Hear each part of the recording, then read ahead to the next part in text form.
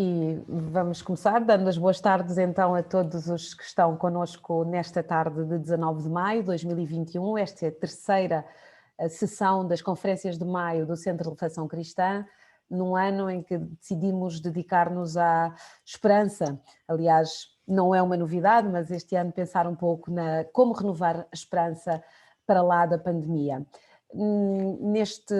Nestas propostas de 2021, hoje vamos falar sobre procurar responder à crise económica e social, que é uma das 4 crises identificadas pelo Papa Francisco na comunicação ao corpo diplomático na Santa Sé e que foi o documento ou a reflexão a partir da qual foram pensadas estas conferências de maio.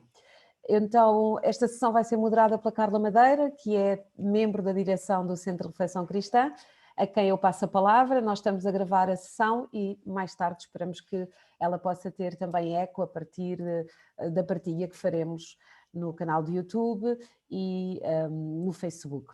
Obrigada então a todos pela presença, bem-vindos e passo a palavra à Carla Madeira. Muito boa tarde a todas e a todos, sejam muito bem-vindos e bem-vindas.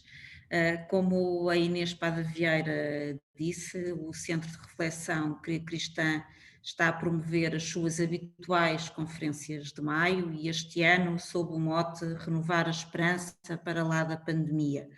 Preparou um programa em que todas as semanas reflete sobre as 4 crises que foram identificadas pelo Papa Francisco na comunicação que ele fez no passado dia 8 de fevereiro ao corpo diplomático. São elas a crise sanitária, que foi o que falámos na primeira semana, a crise ambiental, que falámos na semana passada, a crise económica e social, que é o que vamos falar hoje, e a crise da política, que é o que falaremos na semana que vem, para fechar estas conferências.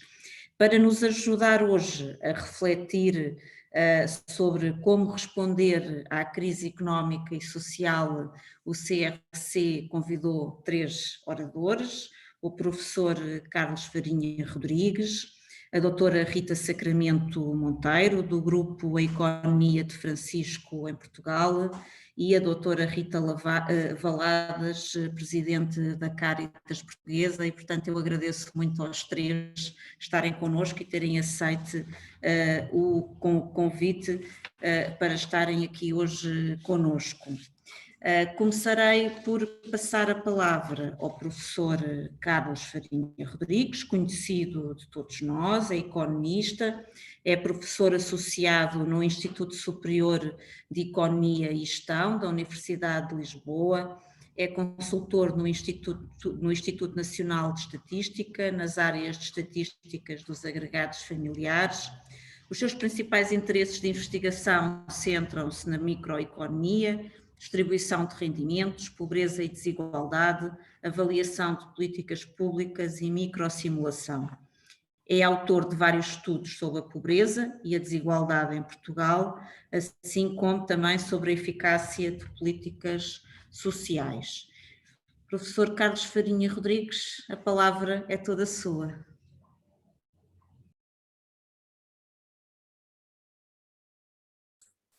Muito obrigado, muito boa tarde a todas e a todos.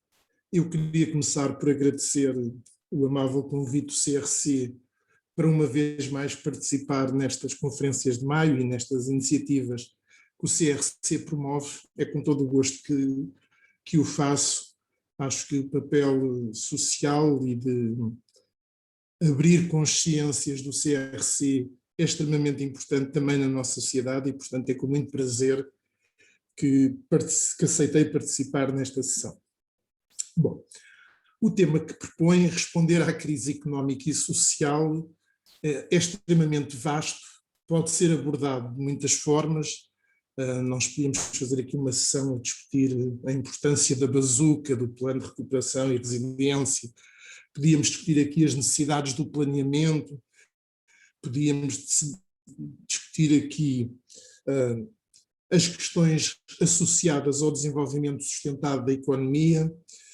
Eu optei, tendo em conta os participantes e tendo em conta também aquilo que eu penso que é os objetivos do CRC, por me focar essencialmente nas consequências sociais da atual crise em termos de desigualdade, de pobreza e de exclusão social. E, portanto, será um pouco esta vertente, depois no resto do debate, se for preciso, abordaremos outros aspectos. Bom, um primeiro ponto que eu gostaria de salientar é o reconhecimento de que as consequências económicas e sociais desta crise não são iguais para todas. Ou seja, muitas vezes pode-se pôr a hipótese de que a pandemia é algo extremamente democrático, que escolhe ricos e pobres, é verdade. Agora, se é verdade que o risco de apanharmos este vírus é relativamente generalizado, as consequências económicas, sociais e mesmo em termos de saúde não são as mesmas. Os efeitos da crise, ou pelo menos a sua amplitude, dependem fortemente do grupo social em que se está inserido, das condições de trabalho, de saúde, de habitação, etc. Ou seja, podemos falar também aqui de uma profunda desigualdade associada aos riscos da pandemia. Um segundo ponto que eu gostaria de frisar é que a presente crise potenciou fortemente os riscos de um aprofundamento expressivo dos níveis de desigualdade e da pobreza no nosso país. Neste momento, praticamente um ano e pouco depois do início desta crise, nós já temos informação suficiente sobre os rendimentos, sobre o aprofundamento da precariedade no mercado de trabalho, etc., para termos uma noção clara que a situação social se degradou fortemente, que as situações de pobreza e mesmo de pobreza extrema se acentuaram de forma bastante vincada. Deixem-me começar pelas questões da desigualdade. O acentuar das desigualdades pode ser observado a partir de três vertentes distintas. A primeira vertente é o acentuar das desigualdades pré-existentes à emergência da presente crise. Apesar de, nos anos que antecederam esta crise, Portugal ter tido resultados extremamente positivos em termos dos principais indicadores de desigualdade e de pobreza, isso não significou que as raízes estruturais da desigualdade tenham sido eliminadas. Elas permaneciam, de alguma forma, entorpecidas, mas esta crise veio, no fundo, tirar a tampa e permitir que elas novamente se manifestassem com bastante força.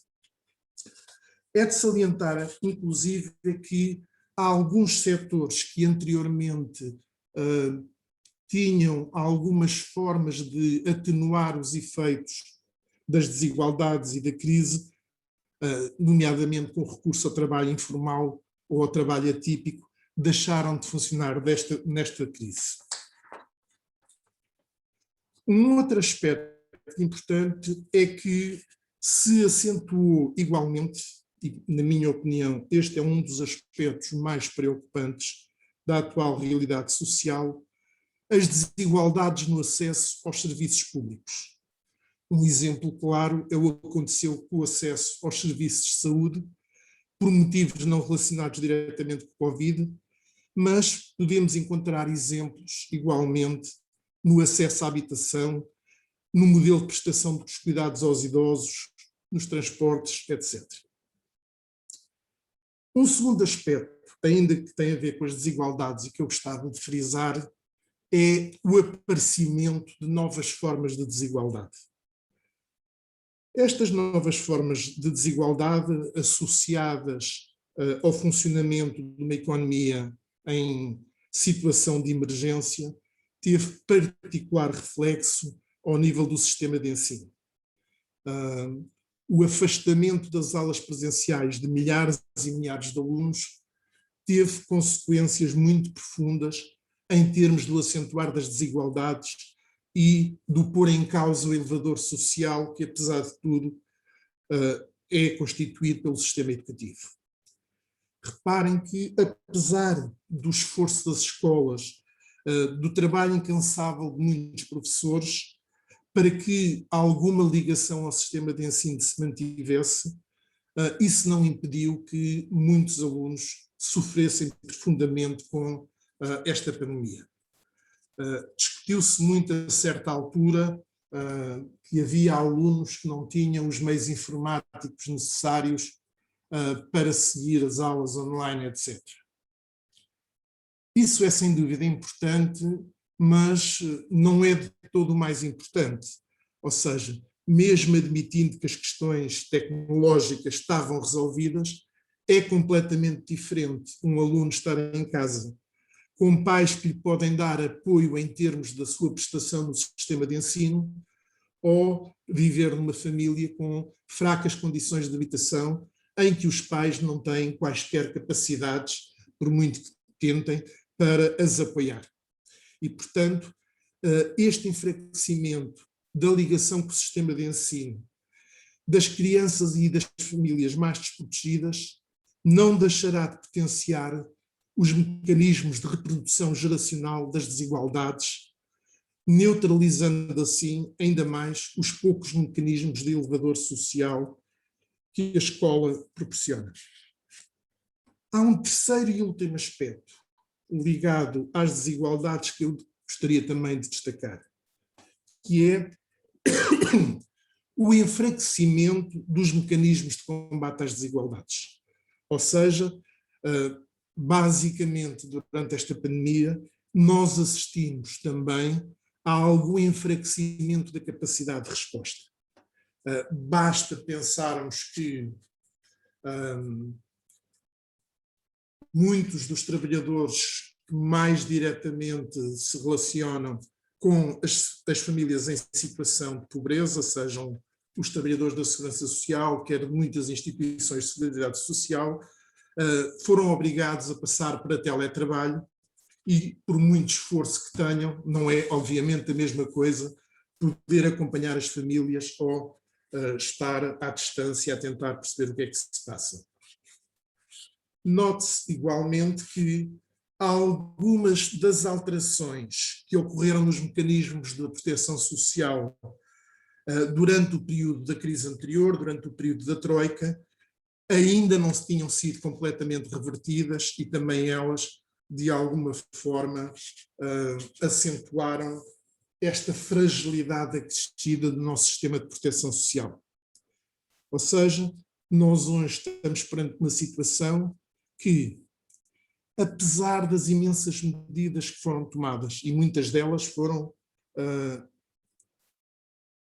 extremamente necessárias, nós podemos dizer que se tem verificado em Portugal, ao longo dos últimos anos, um certo esgotamento dos principais mecanismos de proteção social que corresponde àquilo que os economistas geralmente designam como a um enfraquecimento dos estabilizadores automáticos do ponto de vista social.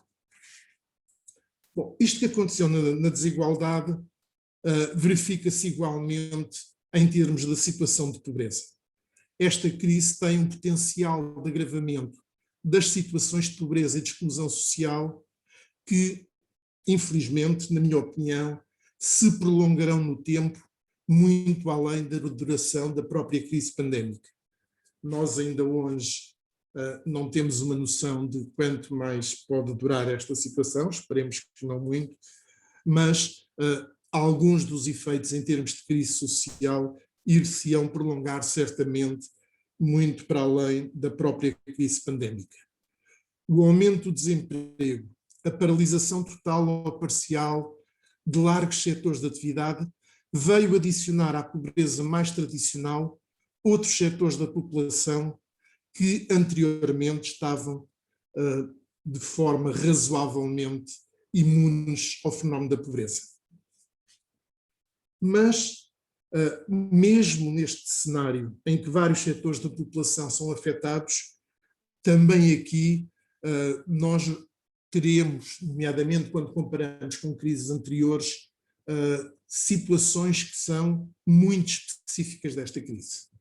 Por exemplo, quando nós comparamos a situação atual em termos de agravamento de pobreza que o que aconteceu com a Troika, nós vemos que alguns setores continuam relativamente protegidos. Por exemplo, contrariamente ao que aconteceu em 2012, 2013, nós não tivemos quebras de rendimentos nos retornados, não tivemos quebras de rendimento na generalidade da função pública, ou seja, temos muitos setores que, apesar de tudo, permaneceram, entre aspas, relativamente incólumes ao agravamento da crise e, portanto, isso pode permitir antecipar uma recuperação mais rápida do que aconteceu na crise anterior. Só a título de memória, se a crise resultante da Troika ocorreu essencialmente em 2012, 2013, por exemplo, em termos de rendimentos, só em 2018 foi possível recuperar os rendimentos pré-crise. Eu espero que o processo agora possa ser mais rápido. Há um aspecto que, na minha opinião, foi extremamente vincado nesta crise, que tem a ver com um setor muito significativo da população que tem uma fraca ligação ao mercado de trabalho, ou porque são trabalhadores informais, ou porque têm contratos parciais. Bom, esta precariedade no mercado de trabalho, que em alguns casos é precariedade formalizada, noutros casos é formas de funcionamento ao lado do mercado de trabalho, paralelas, teve um impacto extremamente grande nesta crise por vários motivos. Primeiro, porque foram os primeiros a sofrer os efeitos, quer da pandemia, quer das políticas que foram seguidas para tentar minorar. Mas, para além disso, esta pandemia permitiu evidenciar um aspecto que, para mim, é uma das grandes lições desta crise. É que nós temos largos setores da população que, exatamente porque têm uma ligação muito ténue com o mercado de trabalho formal, também têm uma ligação muito ténue com os mecanismos de proteção social que existem. E o que nós tivemos foi, de repente, a descoberta de que nós tínhamos imensas pessoas que estavam a cair em situação de pobreza extremamente grave e que não existiam mecanismos de proteção para as pessoas com essas características.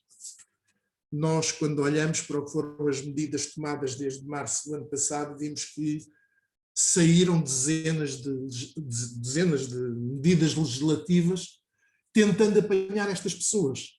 Às vezes ficávamos até com a ideia que aquilo era um feito um pouco sem saber muito bem o que é que estava a fazer. Isso para mim não é grave, tinha que ser mesmo assim. Porquê? Porque nós estávamos a trabalhar com pessoas que anteriormente não eram abrangidas pelos sistemas de proteção social. O grande desafio que nós vamos ter depois desta crise é conseguir que essas pessoas venham para o mercado formal em termos de trabalho, quando é o caso de serem trabalhadores, mas simultaneamente que venham para os sistemas de proteção social que lhes garanta direitos e deveres. Mas esta crise também demonstrou que, para além destes elementos novos na caracterização da pobreza em Portugal, aqueles que são os setores tradicionalmente mais expostos ao risco de pobreza foram, uma vez mais, aqueles que mais sofreram com a crise. Estou a pensar, em particular, nas famílias alargadas com crianças, que continuam a ser um dos setores sociais mais afetados pela atual crise. Bom, feita esta exposição e não querendo prolongar muito mais, só uns minutos sobre o papel das políticas públicas. Como já referi, é hoje inquestionável que os efeitos da presente crise se vão prolongar no tempo, muito para além do próprio time da pandemia. É também verdade que o quanto ele se prolongará no tempo depende do tipo, da intensidade e da qualidade da intervenção do Estado.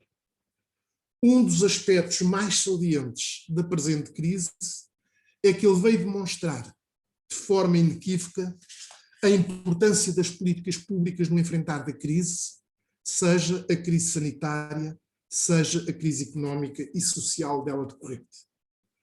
Nós, nos últimos anos, antes da crise, tínhamos várias vozes de vários setores que apelavam para uma redução crescente da intervenção do Estado.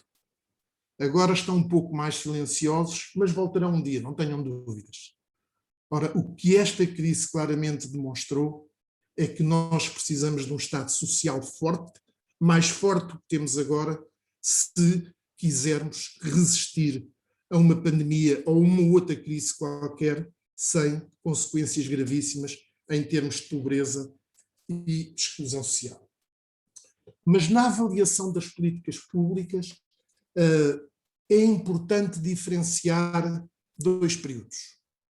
Há um primeiro período que foi basicamente aquele que nós tivemos o ano passado e que se prolonga ainda até o presente, que é o da resposta de urgência aos aspectos sociais, aos aspectos sanitários e à emergência dos problemas sociais. No fundo, este período correspondeu, em muitos casos, à implementação de medidas como resposta imediata aos problemas que surgiram como resultante da paragem da atividade económica, da perda do emprego e da quebra dos rendimentos. Estou a pensar em medidas como as moratórias, estou a pensar em medidas como o layoff, estou a pensar em medidas como apoios específicos a setores que anteriormente não eram considerados. De uma forma geral, essas medidas tiveram um impacto positivo, visando salvaguardar as empresas e famílias. Apesar de alguma experimentação e fragmentação quase inevitável, elas tiveram uma abrangência bastante alargada, quer nos instrumentos utilizados, quer nas preocupações sociais que lhe estavam subjacentes. Se quiserem, uma das diferenças essenciais, na minha opinião, entre esta crise e, por exemplo, a crise anterior, é que desta vez foi assumido que o Estado tinha que proteger as pessoas mais vulneráveis, que a culpa desta crise, desta vez, não era possível de ser imputada aos pobres. Claramente os pobres, e não só, eram as vítimas da crise e, portanto, tinham que ser consideradas. O segundo período, que é, no fundo, o tema central da discussão que nós temos aqui, pressupõe a implementação de um programa de recuperação e social que seja inclusivo, que permita não somente recuperar a economia, mas, igualmente, evitar erros do passado em termos de um modelo de proteção social que garanta a todos a efetiva concretização dos direitos.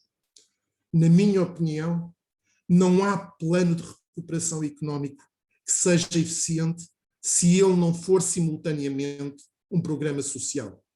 E, claramente, há que, de alguma forma, limitar drasticamente esta economia, esta dicotomia, que põe o económico de um lado, o social do outro, mas esta forma de pôr o económico de um lado e o social do outro não é mais do que uma forma de dizer põe o social em segundo plano. Claramente, nós precisamos de ter um programa de recuperação económico que seja simultaneamente social, que seja um programa inclusivo, que não deixe ninguém de fora. Esse programa implica políticas integradas, que combinem políticas económicas e políticas sociais. E aqui deixem-me fazer uma outra observação também muito rápida, que é toda a nossa experiência nos mostra que as políticas sociais são importantes, em muitos casos são indispensáveis, mas não são as políticas sociais que permitem ir às raízes, aos determinantes da pobreza e das desigualdades. Para isso, nós temos que ter políticas integradas que, no fundo, questionem o próprio modelo económico que, simultaneamente, gera pobreza e desigualdade. E este programa de recuperação económica e social tem que estar inserido numa estratégia global de combate à pobreza. Este é um dos aspectos mais importantes. O Governo manifestou a intenção de aprovar um programa de combate à pobreza em Portugal. Suponho que muito brevemente nós teremos conhecimento desse programa, ele irá entrar em discussão pública. Agora, é necessário que esse programa não seja mais uma oportunidade perdida, é necessário que ele seja, de facto, um instrumento que permita gerar sinergias que possibilitem abordar em simultâneo o triângulo do emprego, da defesa dos rendimentos e da concretização dos direitos sociais.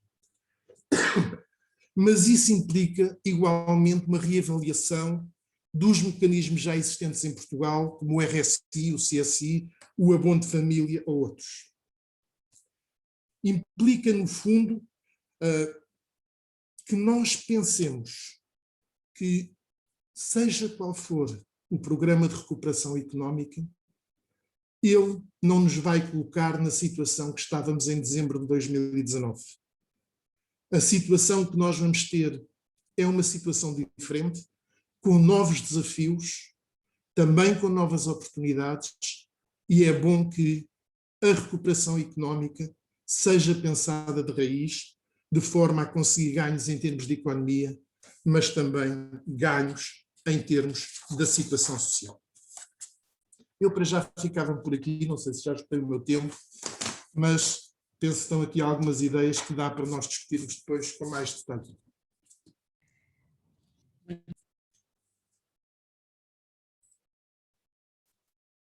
Carla, o microfone. Muito obrigada, Inês. Estava a agradecer ao professor Carlos Farinha Rodrigues pela intervenção abrangente que fez, em particular sobre o sublinhar das consequências sociais que esta crise nos traz, da diferença que tem em relação à crise anterior que tivemos e da importância que têm as políticas públicas do recuperar desta crise, muito em particular a importância de termos um Estado social forte. Eu passava agora a palavra à doutora Rita Sacramento Monteiro. Ela é formada em Comunicação pela Universidade Católica, é responsável pelo programa de voluntariado da EDP desde 2016, é membro da direção da Grace e participou no encontro A Economia de Francisco, convocada pelo Papa Francisco, que reuniu jovens empreendedores, economistas, para refletir, à luz do espírito de São Francisco, sobre a economia de hoje e de amanhã. Portanto, a palavra é sua, Rita. Obrigada, Carla, obrigada a todos. Muito boa tarde, espero que estejam todos bem. Para mim é uma alegria estar aqui, fiquei a conhecer o Centro de Reflexão Cristã e estou a rever aqui também duas professoras, portanto é uma grande alegria, e também outras caras conhecidas da Rede de Cuidar da Casa Comum, enfim, é muito bom. Eu vou seguir aqui nas palavras do Carlos e reforçar, enfim, falar da economia de Francisco, que é muito aquilo que vou partilhar aqui hoje, é falar de uma oportunidade de olhar para os desafios do nosso tempo numa lógica mais integrada. Portanto, reforçar aqui as palavras do Carlos de que os desafios que temos pela frente precisam de perspectivas integradas e não de olharmos para eles de forma repartida, porque isso já temos feito e não tem resolvido os problemas de fundo. E portanto, o Carlos dizia que vermos o lado económico e social em separado não basta, e eu acrescentava o ambiental também não. Portanto, olharmos para o ambiente, para a sociedade e para a economia de forma fragmentada não é solução. E, portanto, isto recorda-me também porque é que este apelo do Papa em maio de 2019, portanto está a fazer 2 anos, também é bastante simbólico estarmos aqui, passados 2 anos, porque é que este apelo do Papa me interpelou.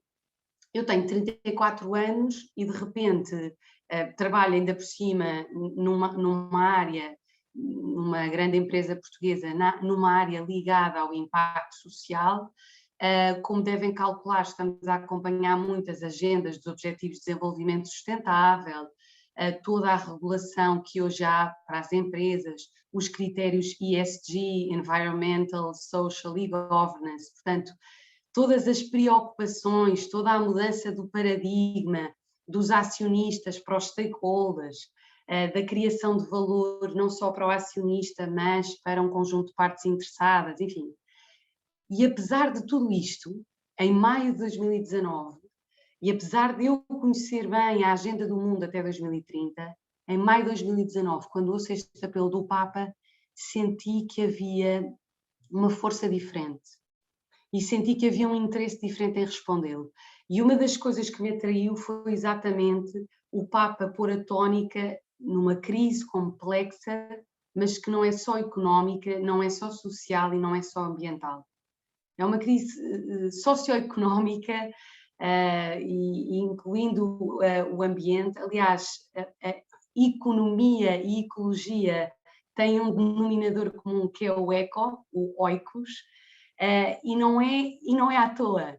Portanto, foi isso que me interpelou e que me fez todo o sentido e que confirma aquilo que se dizia sobre uma perspectiva integrada. Eu vou partilhar uma apresentação que trouxe só para ajudar aqui a nossa conversa. Dê-me só um segundo, já devem estar a vê-la, e eu trago para discussão, isto é mesmo para discussão e provocação, quando pensava no que é que ia trazer aqui hoje, pensava que, no fundo, há duas visões, eu pus paradigmas, mas podiam estar aqui visões. Há duas visões, dois paradigmas, duas formas de olhar o mundo. Uma em que eu sou dono, eu sou senhorio, eu controlo, eu sou omnipotente, não há limites, o ritmo é acelerado, eu não posso preocupar-me com toda a gente, portanto, salve-se quem puder, os mais fortes salvar-se-ão primeiro. Os bens são fins em si mesmo, portanto, de facto, aqui um paradigma em que o lucro orienta tudo e é finalidade.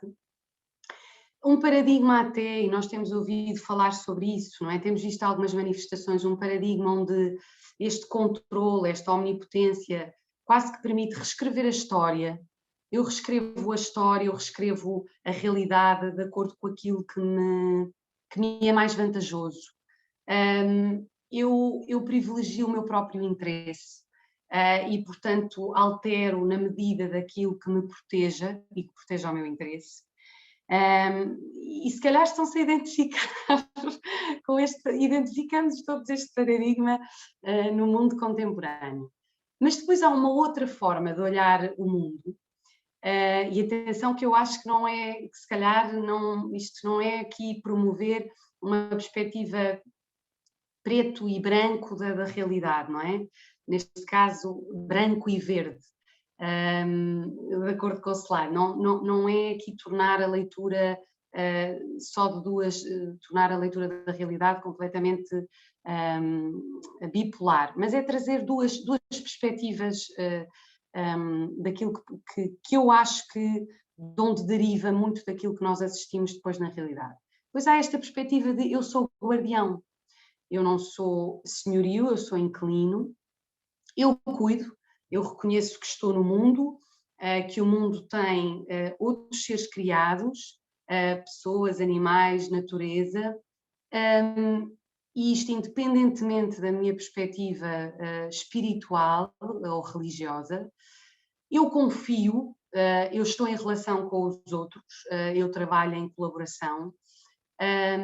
Eu sei que há limites e eu sei que há quem esteja mais frágil e, portanto, há uma preocupação de que o mais forte proteja o mais fraco.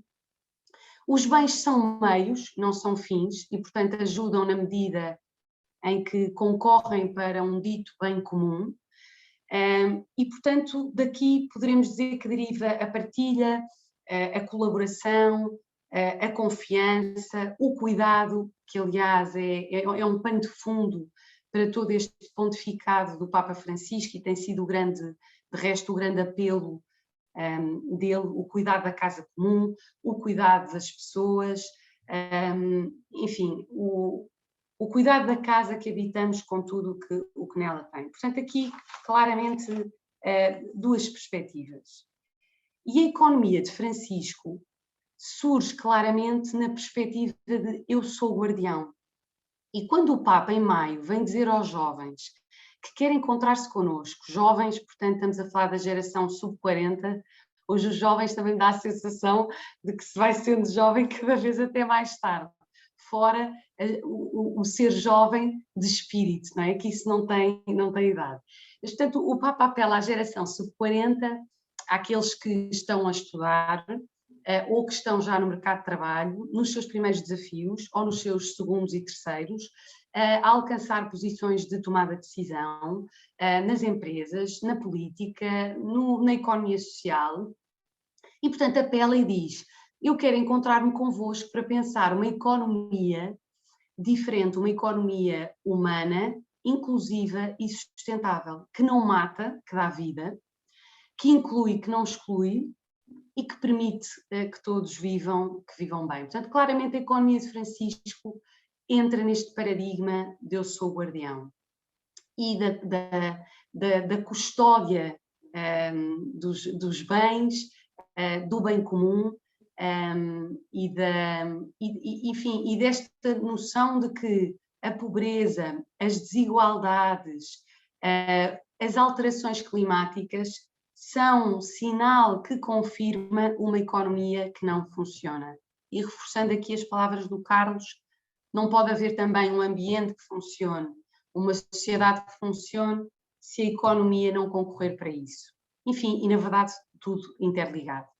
Portanto, nós partimos deste apelo do Papa Francisco, mas a economia de Francisco não é a economia do Papa. Sim, é a economia deste Papa que apela e que escolhe o nome Francisco, não escolhe à toa, escolhe exatamente porque São Francisco é modelo de diálogo, é modelo de partilha, é modelo de proteção do pobre, de fazer caminho com o pobre.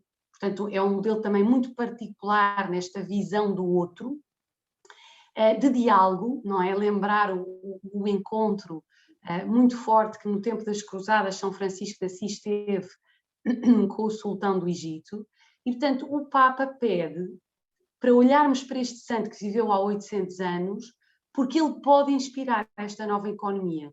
E de facto o que temos vindo a perceber, cada um que está a fazer este caminho, a aprofundar a vida de São Francisco, tem vindo a perceber de facto que São Francisco tem muito a dizer à economia, que o espírito de Assis é um espírito que pode de facto refrescar todos os contextos onde estão a ser discutidas as questões do nosso tempo, e de facto que urge uma nova economia, e que ela não só é possível como já está a acontecer.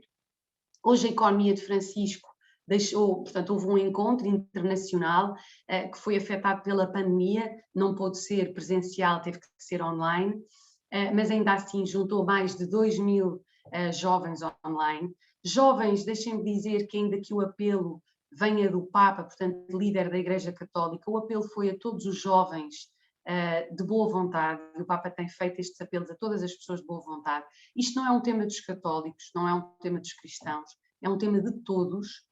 É um tema que só se enfrenta e só se trabalha em conjunto, e portanto juntaram-se 2.000 jovens, a maior parte se poderá dizer que são cristãos, mas podem ter a certeza que haveria outros que desde ateus a outras religiões também estavam presentes. Portanto, deu-se este encontro, em Portugal de resto fomos fazendo um caminho, jovens que estavam interessados e que se inscreveram, um caminho proposto pela ACES, portanto, a Associação Cristã de Empresários e Gestores, que promoveu cursos de preparação para os jovens até ao evento, e de repente o que nós vemos hoje é, isto já não é um evento, isto já não é um apelo do Papa Francisco para um evento, isto é um movimento que hoje já tem mais de 5.000 pessoas envolvidas, que continua a convidar jovens em todo o mundo para se juntarem, um movimento que está a permitir reflexão em 12 temas principais, portanto estas 12 aldeias que aqui estão a ver, que está a juntar investigadores, economistas, agentes de mudança e não só. Quer dizer, eu não sou economista e faço parte da economia de Francisco, portanto, isto confirma de facto que a economia de Francisco é para todos e que uma economia que não funciona nos deve interpelar a todos. O movimento neste momento está a gerar projetos, está a gerar trabalho com comunidades locais. Em vários países tem havido ensaios muito interessantes, ou com paróquias, ou com outras redes já existentes. Posso dizer-vos que em Portugal, a economia de Francisco Portugal, para além da relação com a SES, que nos apoiou desde o início, estamos em contacto com a Rede Cuidar da Casa Comum, com a Companhia de Jesus, com a Província Franciscana, enfim, com um conjunto de movimentos que já estavam no terreno a procurar e a trabalhar por um novo futuro, por um mundo onde de facto seja possível todos vivermos com dignidade, todos podermos ter um projeto de vida. E o Papa tem reforçado muito isto da questão da vida digna, da vida plena para todos. Portanto, isto tem sido um caminho muito interessante, e eu agora parava de projetar, depois tenho aqui uns links para se quiserem seguir a economia de Francisco, para partilhar aquilo que me parecem ser as maiores novidades da economia de Francisco. A pessoa pode pensar assim, bom, mas já há muitos movimentos, já há muitos grupos, já há muita gente a fazer muita coisa, é verdade. E já há muita gente a pensar, então em Portugal pensa-se e fala-se muito, não é? E nós sabemos que é preciso ação, também há muita gente a fazer muita coisa, mas às vezes não há sinergias, não há pontes. Portanto, a economia de Francisco, claramente, se eu tivesse que dizer numa palavra o que é, diria que é uma ponte, e que tem que fazer o ponto com o que já existe. A novidade da economia de Francisco é trazer os jovens para a linha da frente, dar-lhes voz.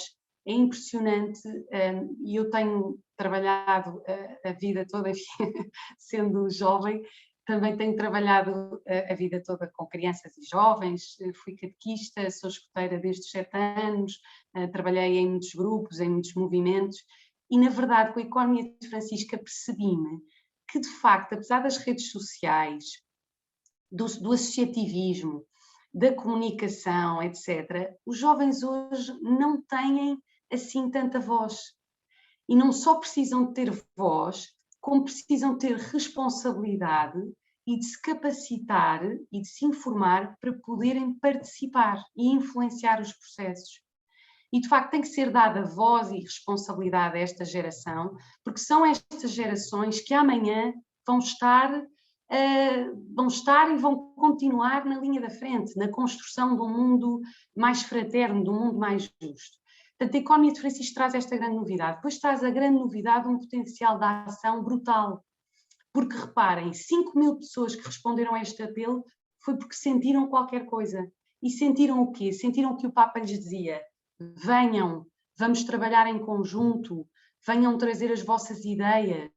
Portanto, este potencial de ação e de ação em colaboração, não é em silo, é em colaboração com a igreja, as igrejas, os outros, a academia, as empresas, a economia social, as comunidades, o mundo associativo. Portanto, claramente trabalho em rede, não é? Que nos tempos que correm, dizer-vos que eu acho que isto é a chave. Conseguiremos soluções melhores, mais profundas e mais integradas se trabalharmos em rede. Dá muito trabalho? Dá. Já diz o provérbio africano: se tu queres ir depressa, vai sozinho. Se queres ir longe, vai acompanhado. E isto é uma verdade verdadeinha. Outra novidade que traz, e eu acho que esta é profundamente refrescante para a Igreja Católica, é este trabalho, é esta diversidade. Reparem, hoje a economia de Francisco no mundo, mas em Portugal, somos um grupo de jovens portugueses e uns são das comunidades de vida cristã, portanto, espiritualidade inaciana, outros são do CEL, outros são das equipas, outros são escoteiros, outros são mais ativos nas suas paróquias, enfim. E esta diversidade mostra a riqueza de uma igreja em Portugal, mas isto reflete-se no mundo todo, posso dizer-vos que está a acontecer no mundo todo, a riqueza de uma igreja e a necessidade de uma igreja trabalhar diversa dentro de si, mas trabalhar diversa fora de si e falar com os outros. Porque se é verdade que isto não é um tema dos católicos, uma nova economia não é um tema dos católicos, é um tema de todos, também é verdade que nem sempre os católicos, com a herança de uma doutrina social da Igreja, têm dado a atenção a estes temas e têm olhado verdadeiramente o outro e olhado verdadeiramente esta é que eu ia dizer, esta missão social. O Evangelho é feito disto, não é feito só do cumprimento dos mandamentos e das normas, nem só da minha vida e de ser uma boa pessoa e um bom cristão. O Evangelho é feito disto, deste olhar ao outro, o outro que sou eu, como tem dito o Papa tantas e tantas vezes. Enfim, que maravilha também termos este Papa. Enfim, eu não me quero alongar, dizer que acho que a economia de Francisco é um caminho de esperança, como tantos outros. Acrescento a este caminho de esperança da economia de Francisco que não quer mais do que agitar as águas e contribuir para a discussão e para o trabalho, fazer pontes, chamar os jovens. Há jovens que estão mesmo só à espera que alguém lhes diga: olha, há aqui uma oportunidade, anda daí, informa-te, participa, capacita-te, o mundo precisa de ti. O Papa tem dito uma frase e até permitam-me ler. O Papa terminou na mensagem final da Economia de Francisco, disse-nos assim: os efeitos das nossas ações e decisões vão afetar-vos pessoalmente. Por isso, vocês não podem permanecer fora dos lugares que estão a desenhar e a pensar o presente e o futuro. Ou vocês se juntam e fazem parte deles, ou a história vai passar por vocês. Isto é fortíssimo para jovens de 20, 40, 60, 80 ou 90, ou 100. Portanto, acho que é mesmo um caminho de esperança. Depois dizer-vos que eu vejo como caminhos de esperança as comunidades. Precisamos de um Estado Social forte, sim, mas precisamos de comunidades mais fortes e mais resilientes. Precisamos de novos ensaios locais, novos ensaios de uma junta que trabalha com uma associação, com os escuteiros, com a paróquia, com uma empresa local. Precisamos deste trabalho multidisciplinar, porque o poder político demora. E tem o seu ritmo, e as políticas públicas também, e os cidadãos conseguem às vezes um ritmo maior e um ritmo mais rico, porque também mais diverso. Depois eu acho claramente que o voluntariado, e hoje temos aqui o Eugénio, nem de propósito, eu também trabalho na área, o voluntariado é claramente um caminho de esperança para o futuro. Nós em Portugal, se eu não estou enganada, temos um em 10 portugueses faz voluntariado. Não é possível. Não é possível porque os portugueses são generosos, portanto, é possível que haja mais. E o voluntariado é um indicador da participação cívica e do despertar das pessoas e das consciências para a construção do mundo que depende de todos. Não é uma coisa que nós fazemos outsourcing, externalizamos, não é possível.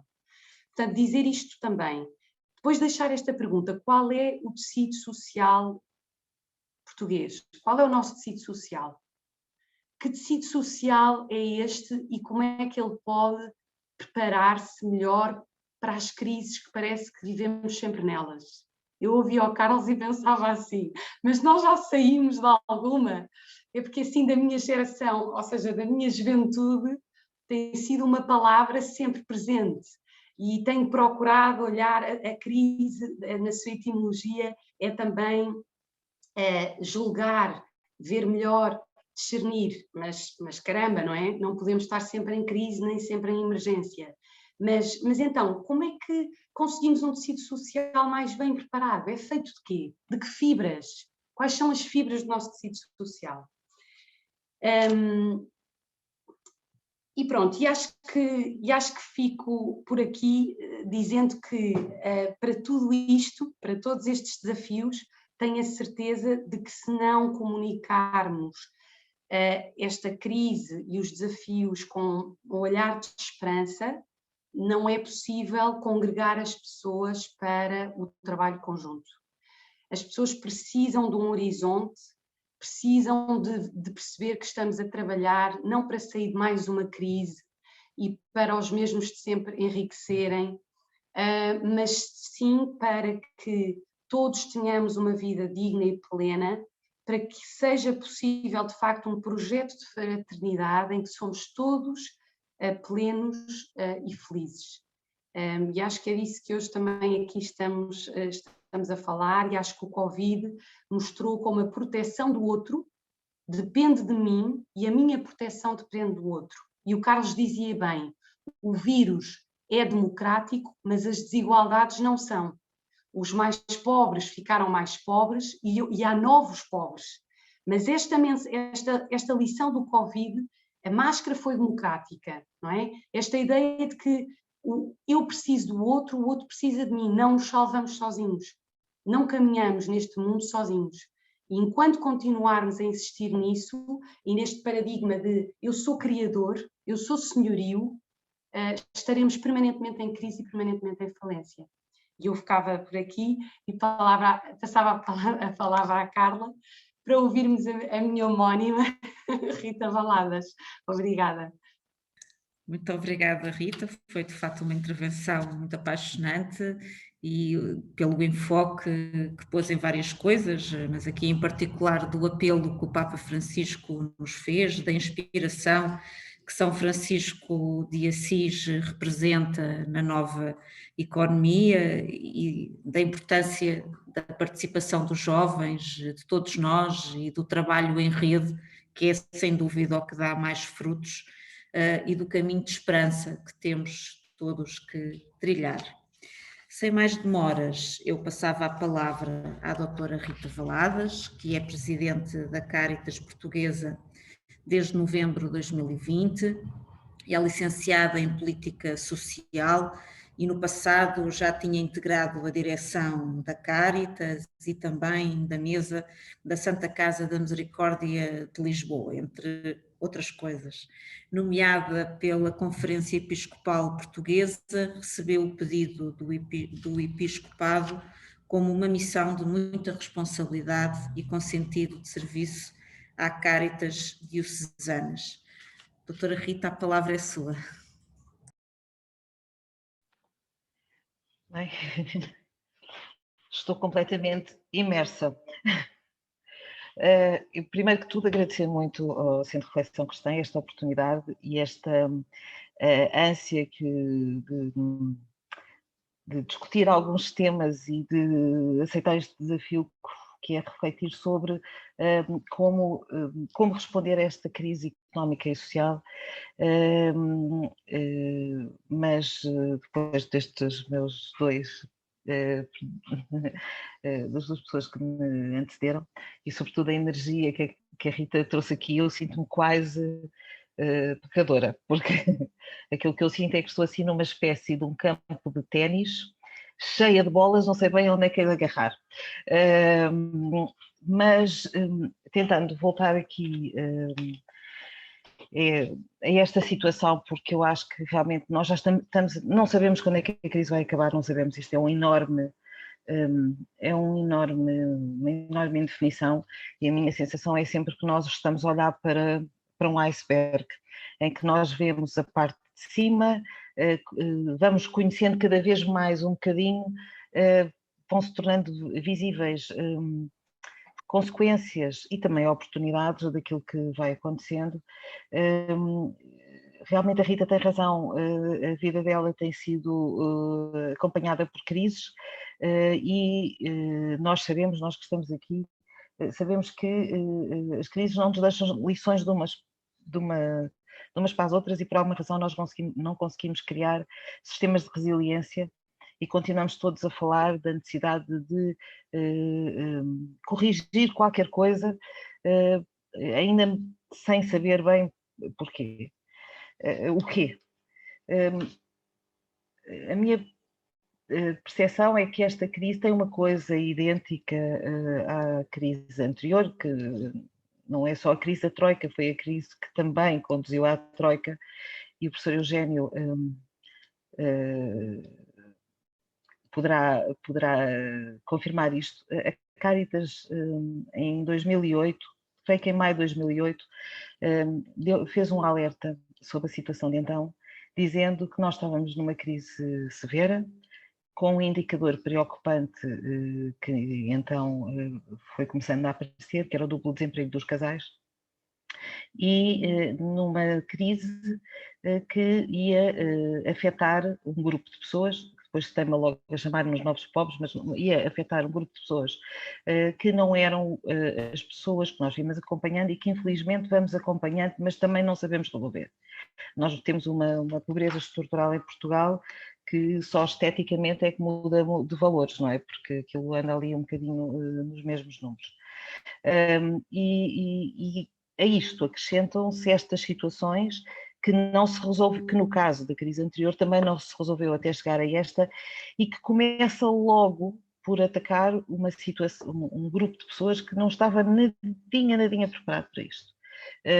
Já se falou aqui, realmente, quando há um conjunto de pessoas que esperançando numa oportunidade de vida que parecia luminosa, o turismo estava em boom, Portugal era um espaço para toda a gente, e nós, e foram muitas as oportunidades que surgiram, houve muitos jovens que nessa altura encontraram soluções nas novas oportunidades, nos novos empregos, nas novas soluções de oportunidade de encontrar em espaços completamente em aberto a solução das suas vidas, empenharam-se e de repente deixaram de ter trabalho.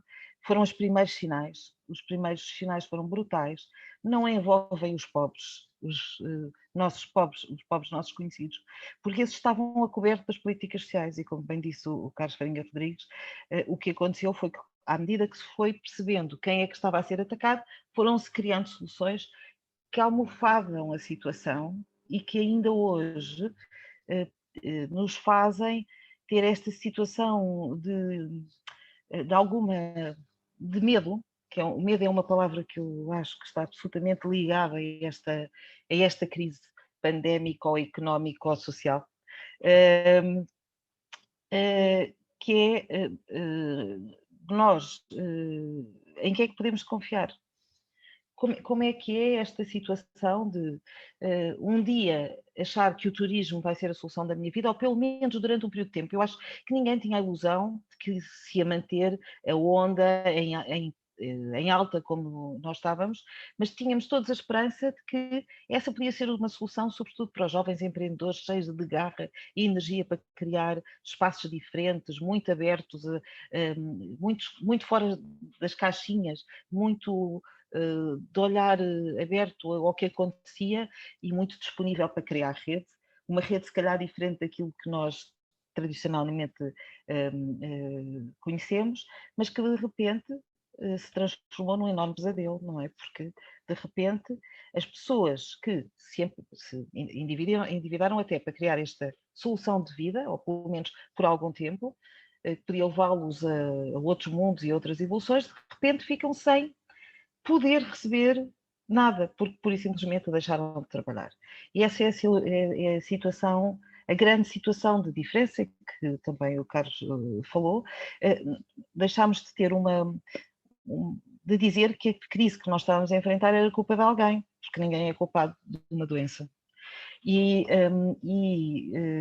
é a doença que afeta a economia, que afeta o emprego e que afeta todas as situações.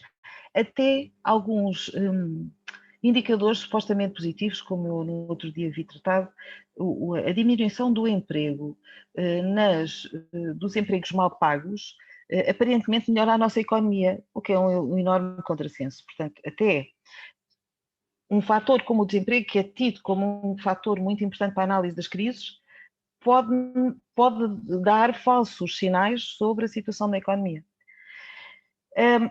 Nesta perspectiva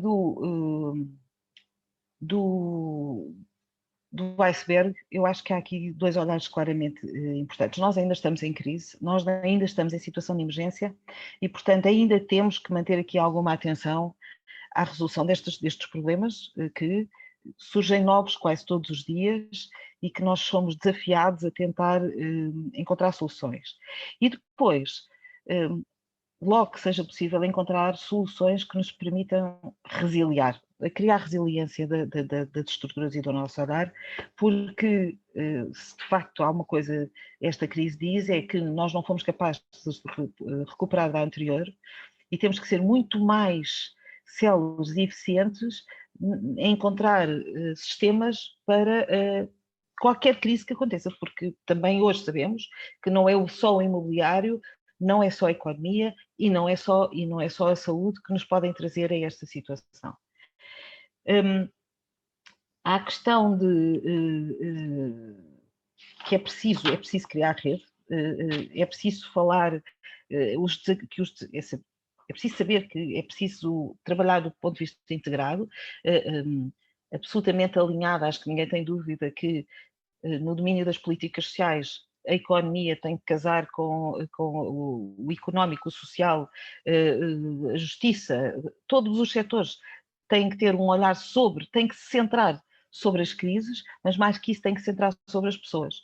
E as crises, para agir neste momento sobre as situações, nós temos que nos aproximar das pessoas e é o olhar sobre a proximidade que nos dá as maiores lições sobre as situações de emergência.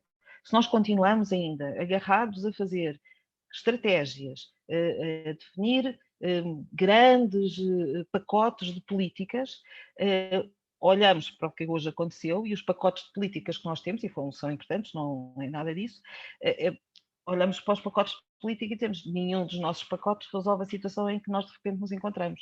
Portanto, se nós temos que tirar lições, temos que tirar lições daquilo que sendo mal. Eu trabalho em intervenção social há mais de 30 anos. Comecei a trabalhar ao plano de emergência para a Península de Setúbal, que atingiu exatamente esta classe média que vem sucessivamente sendo o ataque de todas as crises. E sinto uma frustração enorme. Nós não fomos capazes de resolver o problema da pobreza estrutural, nem criar sistemas de resiliência para crises pontuais, mais ou menos agudas e sempre surpreendentes, não é? Porque nós não temos essa perspectiva. É de facto importante juntar ao nível do pensamento estratégico e o Estado, eu acho que as políticas sociais têm que ser pensadas de coração aberto. Se nós não formos capazes com estas, temos que pensar qual é o caminho, e existem várias coisas que podem dar-nos lições, mas então vamos olhar a proximidade e perceber até que ponto é que esta perspectiva Estado, proteção sobre os mais frágeis e os mais frágeis, realidade sobre as suas necessidades e as suas aprendizagens, onde é que se encontram para nós encontrarmos a solução. E temos que ser todos. Realmente nós não podemos esperar que o Estado encontre as soluções, porque que eu saiba ainda não é condição para ser ministro ou presidente, ter uma varinha de condão, e portanto, como não há varinhas de condão para a resolução dos problemas sociais, eu acho que temos que tirar lições sobre o que de facto está acontecendo no terreno, sobre as percepções que as pessoas têm sobre a sua situação, sobre as soluções que existem e sobre os seus mais próximos. Eu gostava acho que temos mesmo que discutir e dar este espaço para as pessoas poderem falar, e eu acho que há aqui um espaço de esperança também, que eu gostava de deixar. Aquilo que eu sinto de diferente nesta crise é as pessoas foram obrigadas a ficar confinadas e foram obrigadas a criar estratégias, soluções, foram obrigadas a olhar e a ver o que se passava à sua porta, e aquilo que eu sinto é que da porta vêm imensas soluções. Nós vimos jovens e menos jovens, de todas as idades, como a Rita disse, 40, 50, 60, 70, 80, a encontrar soluções para animar os seus mais próximos, de quem não podiam estar próximos. Vi ginástica na rua, cantar à janela, oferecer ao postigo, tudo palavras que nós não punhamos e não pomos numa estratégia, não é? Mas que foram solução e foram a razão de manter alguma sanidade mental em muitos que ficaram confinados e protegidos. E eu sinto que essas pessoas foram muitas pessoas que puderam olhar a proximidade, perceberam que podiam ter um papel na resolução dos problemas dos seus mais próximos. E eu acho que isso nós não podemos. É um capital enorme, com um potencial de replicar enorme, e nós não podemos perder isso. E isso acontece nos vizinhos, como acontece até no tecido empresarial. Eu tive esta oportunidade agora de ver empresas chegarem-se à Caritas e dizerem: nós conhecemos o trabalho da Caritas e nós queremos fazer parte da solução. E o interesse é uma palavra com muitos olhares. E é certo que o interesse comanda a vida. Se o interesse de cada um se juntar num interesse comum, não há nada de mal nisso.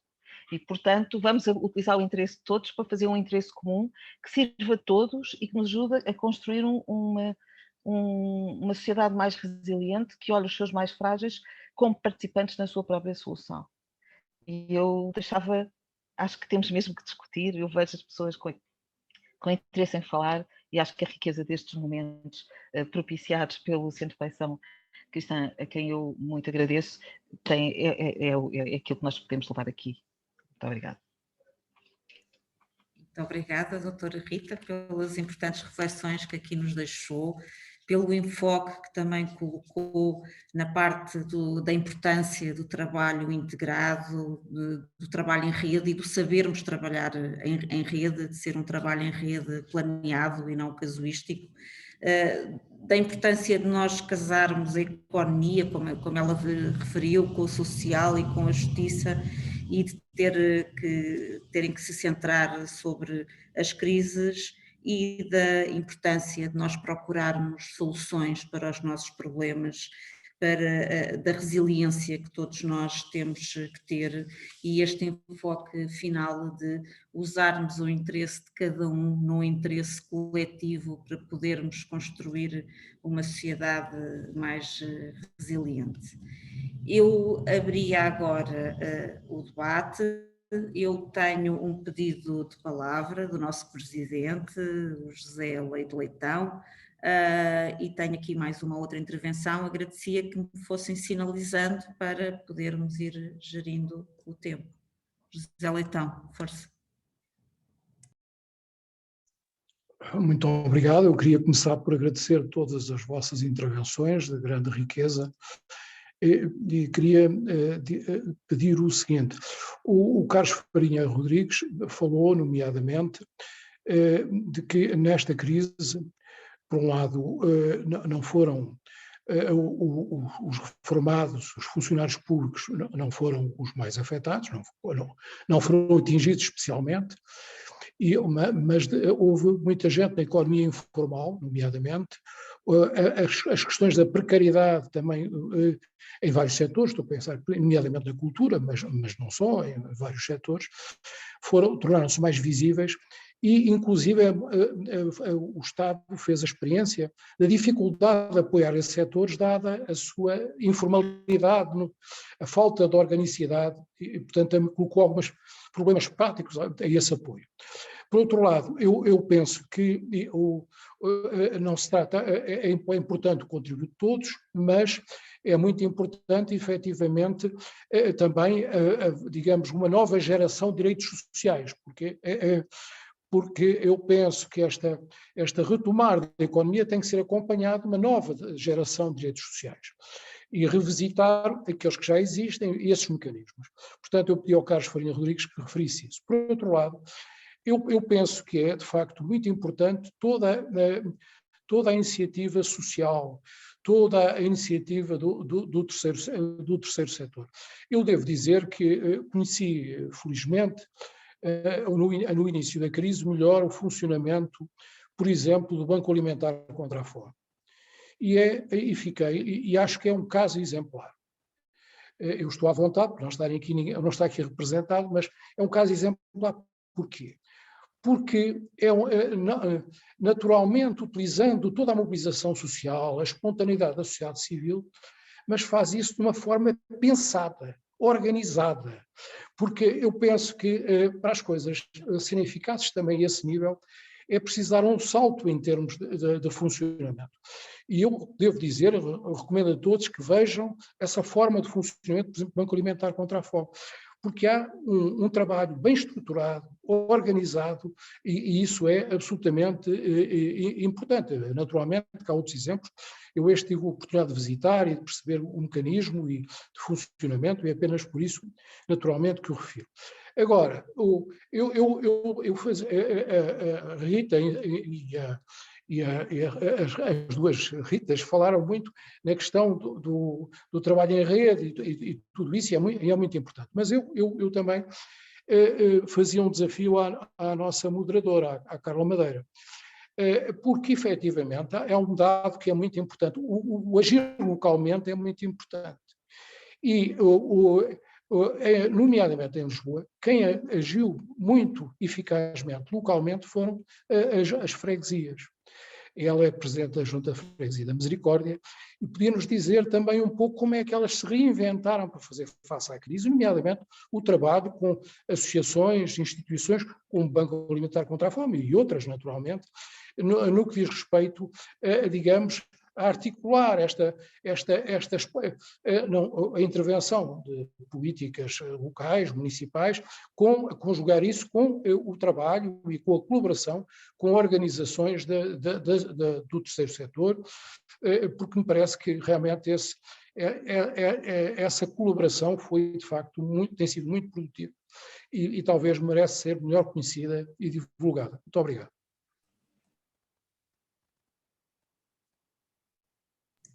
Bom, isso dará origem a um outro encontro, José, mas só agradecer a referência, mas só aqui em 30 segundos, só referir que, de facto, as juntas de freguesia têm sido um pilar muito importante no casar de todo este movimento social, isto quando as entidades todas confinaram e foram para casa, e bem, era preciso que as pessoas estivessem todas em casa, as autarquias, e não só, mas as autarquias locais foi precisamente o inverso. Nós tivemos que estar na rua o tempo todo e tivemos que reforçar a rede que tínhamos, não digo reinventar-nos, porque grande parte das autarquias já trabalhavam em rede, já tinham as suas comissões sociais de freguesia, mas foi preciso, de facto, potenciar esse trabalho em rede, aqui com a Santa Casa da Misericórdia de Lisboa, com o Banco Alimentar, tivemos do dia para a noite que criar uma rede para as pessoas não morrerem de fome em casa, porque aqui não é só a parte económica, muitas pessoas ficaram sem emprego, como aqui referimos, continuamos a enfrentar uma crise económica e social muito grande, porque houve pessoas que ficaram sem emprego de um dia para o outro, e em Lisboa nós temos muitas pessoas que trabalham no setor da restauração e com atividades muito ligadas ao turismo, mas tínhamos pessoas idosas que não se colocava só a questão económica, algumas colocava-se, mas muitas pessoas que estavam sozinhas em casa e que se não fosse uma rede de vizinhança que teve que se potenciar, o projeto Radar em colaboração com as juntas de freguesia foi muito importante, porque permitiu que ninguém ficasse para trás, e isto é algo que se fala pouco, mas que se falará. Nós não tivemos notícias de idosos que apareceram mortos em casa, desculpem a forma fria como eu digo, mas era o nosso principal receio naquelas primeiras semanas, era no meio de tanto confinamento, de tanto pedir às pessoas para ficar em casa, que de repente houvesse pessoas que desaparecessem do nosso radar, e que começassem a aparecer muitas pessoas idosas mortas em casa, que ficassem sem assistência, e sem dúvida que foi devido ao trabalho em rede que criámos e foi muito devido ao trabalho das autarquias e em Lisboa da Santa Casa da Misericórdia também e de todas as outras entidades, do Banco Alimentar contra a Fome, da Cáritas, de todas as entidades sociais que tiveram no terreno, foi de facto devido a este trabalho que nós conseguimos dar resposta social às pessoas. Mas isto será um tema, eu acho que iremos ter muitas oportunidades de falar, e sem me querer alongar, eu tenho mais 2 inscrições, uma delas é da Inês Espada Vieira, a quem eu passo de imediato a palavra. Obrigada, Carla. Eu vou muito na linha do José Leitão. Primeiro, e antes de avançar para a pergunta, queria mesmo dizer que esta referência que tu fizeste, não tivemos idosos a morrer em casa, enfim, parece aqui um bocado extemporânea, na verdade é uma coisa muito séria. Em Espanha morreu muita gente sozinha em casa, portanto não deixa de ser algo de facto de que nos devemos... que nos deve confortar de alguma maneira, apesar de tudo, e motivar, certamente. Queria fazer uma pergunta aqui aos 3, gostava de vos ouvir da vossa perspectiva em relação a esta questão. O Carlos Farinha Rodrigues falou-nos da necessidade de políticas públicas, que é muito uma visão que eu tenho, não é? De ser necessário um Estado que de alguma forma conduza, oriente, acolha também, e falamos muito de acolhimento de pessoas estrangeiras, mas que saiba acolher também e dar chão, como nós às vezes dizemos, a quem mais precisa. E o Carlos Farinha Rodrigues usou palavras como enfraquecimento dos mecanismos de combate à desigualdade, certo esgotamento dos mecanismos da ação social, portanto uma espécie de enfraquecimento geral, não é? Falta de forças e daquilo que é uma necessidade de combate permanente. E ao mesmo tempo a Rita Sacramento Monteiro e a Rita Valadas, em momentos diferentes, valorizaram, claro, e em contextos diferentes, aquilo que é preciso ser a ação individual e a ação da comunidade.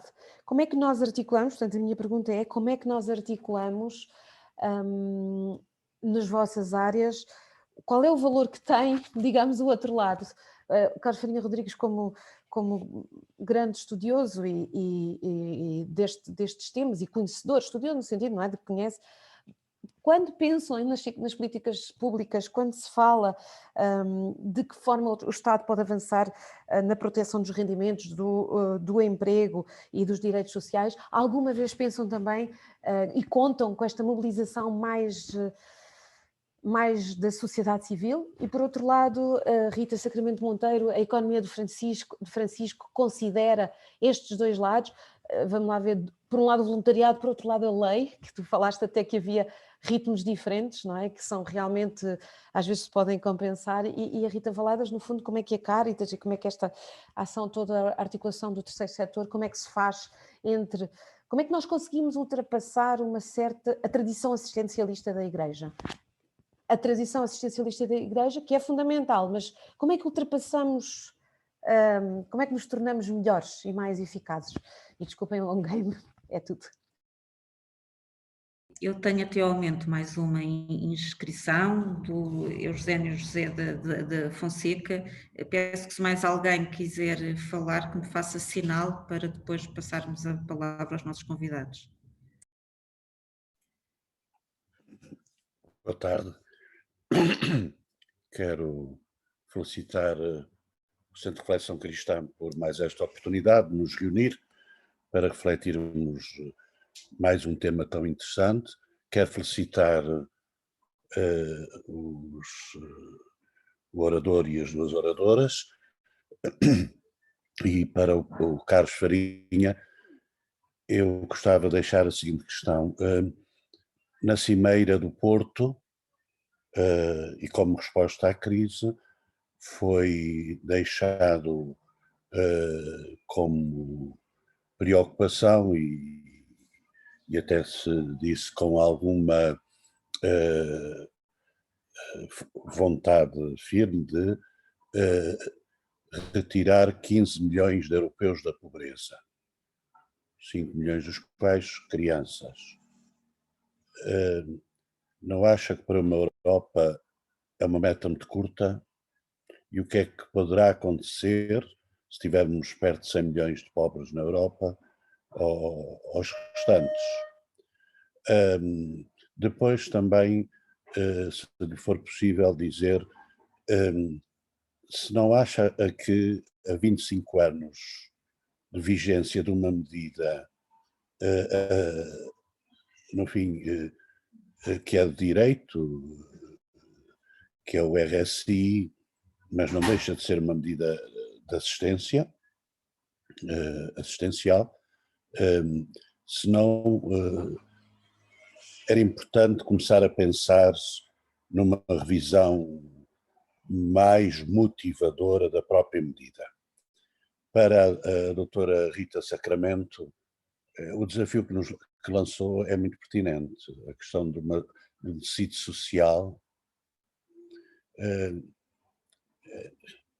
é que eu não sei se não teremos que caminhar por uma civilização diferente, porque está tão roto, que tem que ser mesmo um novo.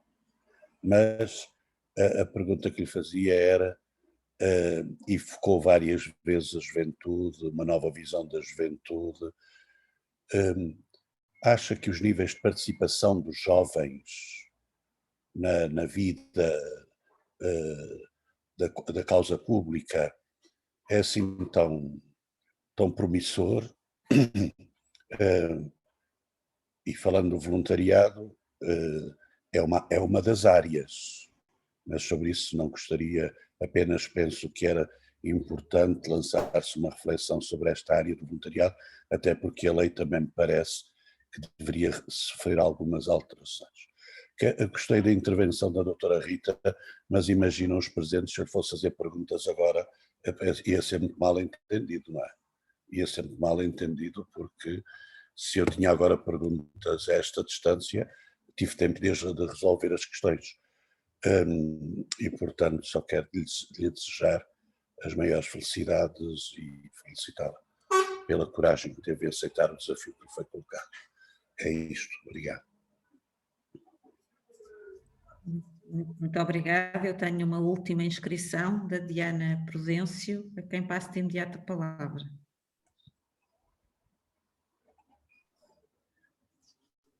Muito obrigada, Carla. Eu queria agradecer a todos. Nós estamos aqui as duas na mesma sala, se calhar está a fazer um bocadinho de eco. Queria agradecer a todos as vossas intervenções, que foram muito elucidativas. De facto, é muito importante refletir sobre o tema do pós-pandemia. Eu não tenho, assim, propriamente uma pergunta para todos, tenho mais para a Rita Sacramento Monteiro, e aqui o Dr. Eugénio já tocou um bocadinho no ponto que eu queria focar, que é a questão do voluntariado e dos jovens.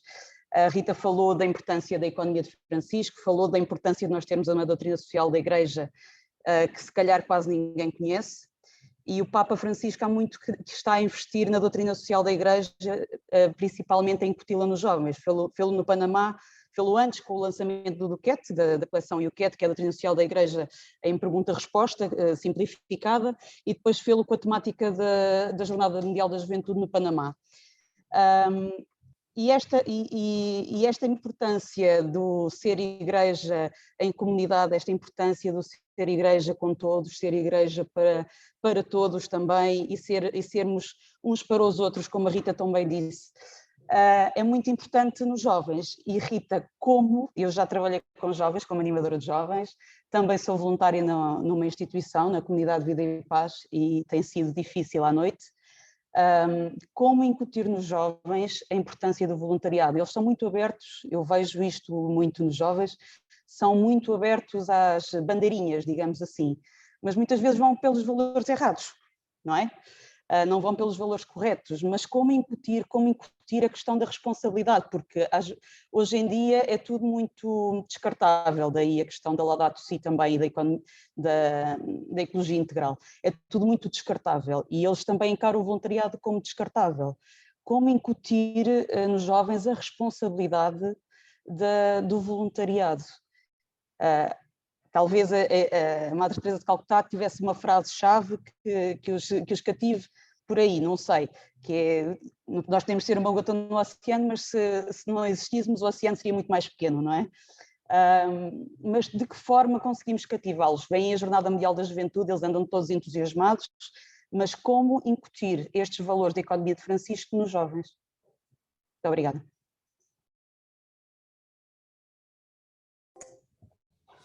Obrigada, Diana. Eu passava agora então a palavra aos nossos convidados para as intervenções finais e começava se calhar pela ordem inversa. Começava pela doutora Rita Valadas, depois ia à Rita Monteiro e por fim ao professor Carlos Farinha Rodrigues. Doutora Rita Valadas, por favor. Muito obrigada. Acho que podíamos começar agora é que nós íamos estar a começar.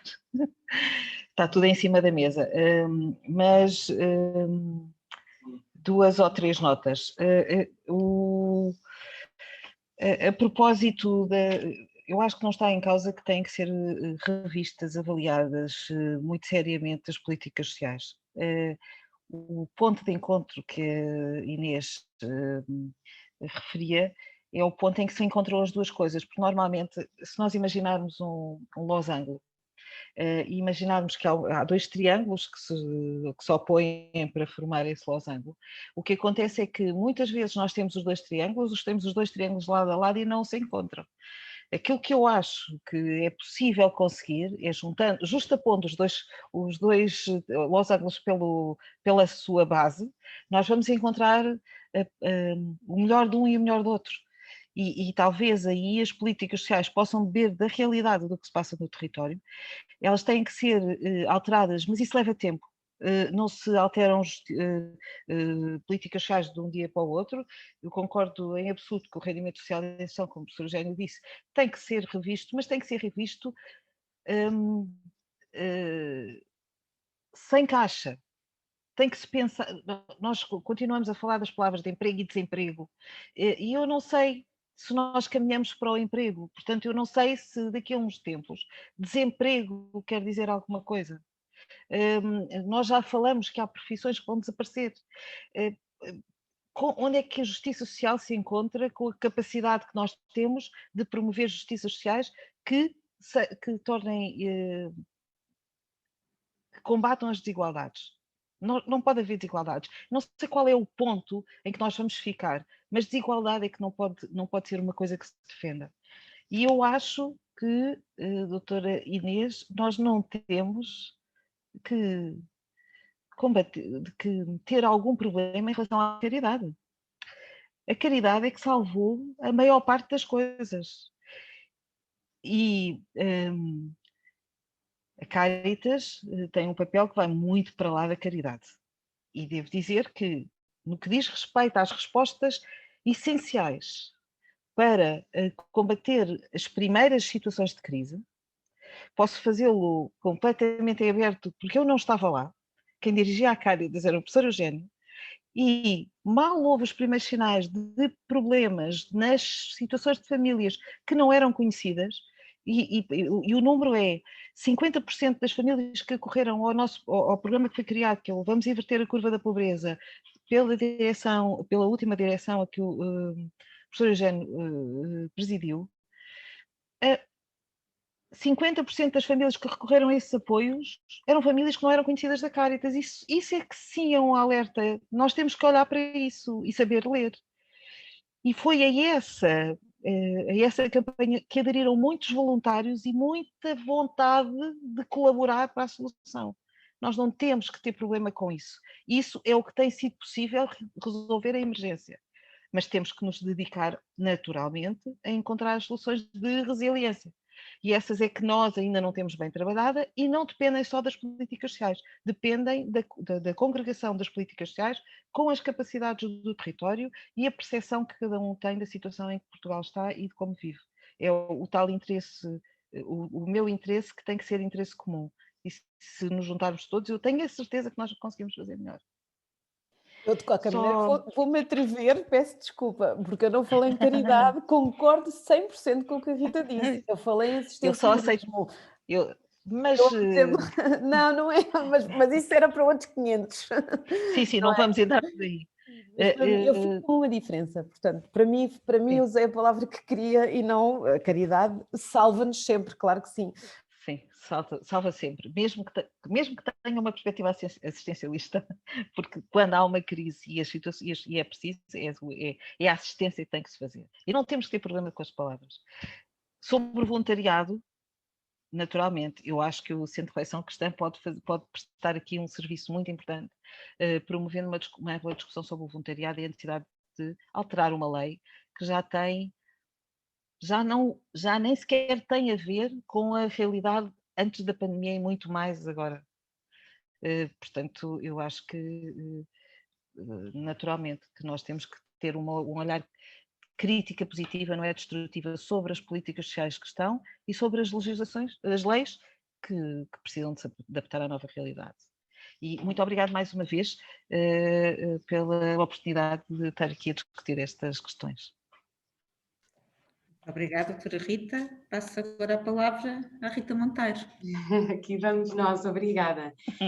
Então, obrigada pelas perguntas. Respondendo à questão da Inês, e falando nesta questão da sociedade civil de um lado, políticas do outro, a lei de um lado, o voluntariado do outro, enfim, eu acho que tem sido o olhar para as coisas separadamente e o divórcio, muitas vezes, do Estado em relação às empresas, da economia social, em relação, enfim, por acaso agora não acho que não haja nenhum divórcio muito óbvio, mas o Estado de empresas é um divórcio assim muito típico. É isso que não tem resultado.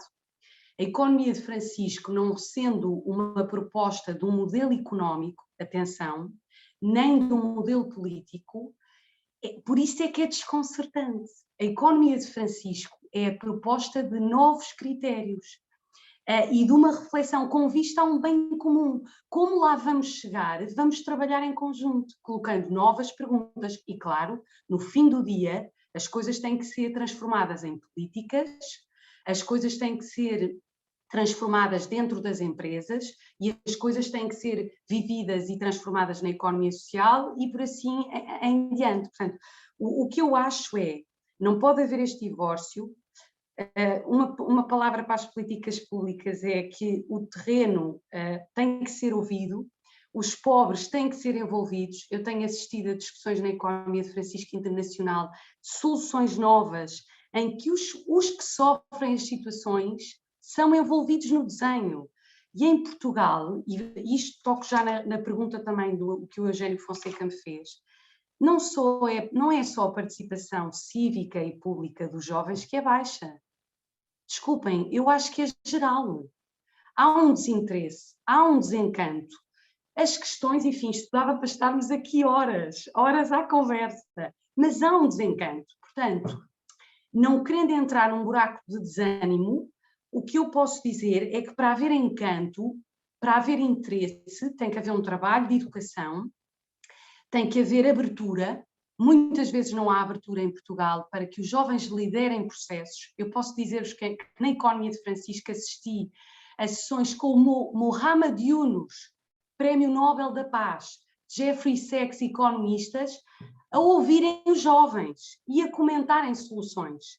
E eu tenho assistido por N vezes em Portugal estruturas com a melhor das intenções, e não me levem a mal, mas que não querem deixar os jovens liderar os processos, porque já viram, porque já sabem, porque são mais velhos, porque têm mais experiência.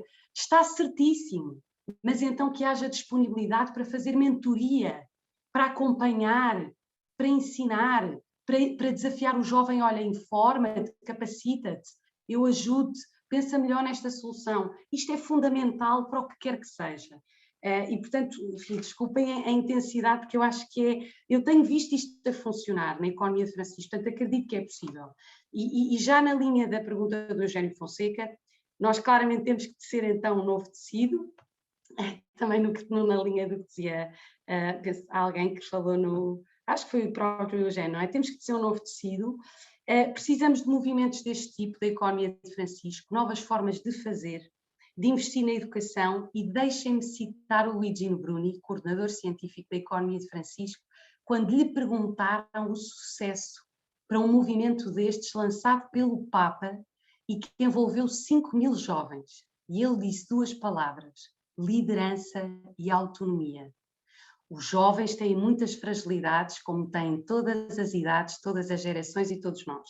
Mas nós precisamos de espaço para liderar, de autonomia para pensar, e ter alguém como o Jeffrey Sachs, como o Carlos Farinha Rodrigues, como o Eugênio José da Fonseca, a Rita Valadas, a poder ouvir os jovens, a poder dizer, olha, eu vi isto já a acontecer, no meu tempo anterior foi assim, eu trabalho e vejo isto, mas ouvir o que o jovem tem a dizer, é claramente necessário criar este espaço.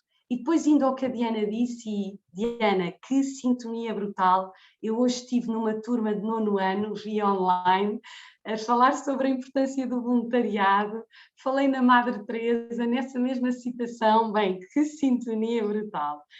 Enfim, esta é a pergunta de 1 milhão. É o Espírito Santo, é o Espírito Santo. É o Espírito Santo. Isto são as perguntas de 1 milhão, não é? Como envolver os jovens, as pessoas, como as despertar de um certo adormecimento e inércia. Enfim, eu acho que é preciso, em primeiro lugar, traçar horizontes de esperança, esta liderança, esta autonomia, mas depois dar-vos também uma nota de esperança. Eu tenho trabalhado muito com jovens, pronto, também sou jovem aqui para a Economia de Francisco, e o que tenho visto é que os jovens precisam desse espaço, precisam de testemunho. Os jovens hoje precisam de testemunhos fortes que os inspirem, para não irem só nas bandeirinhas e no fugaz e no descartável. E precisam de um olhar diferente sobre o outro, não é?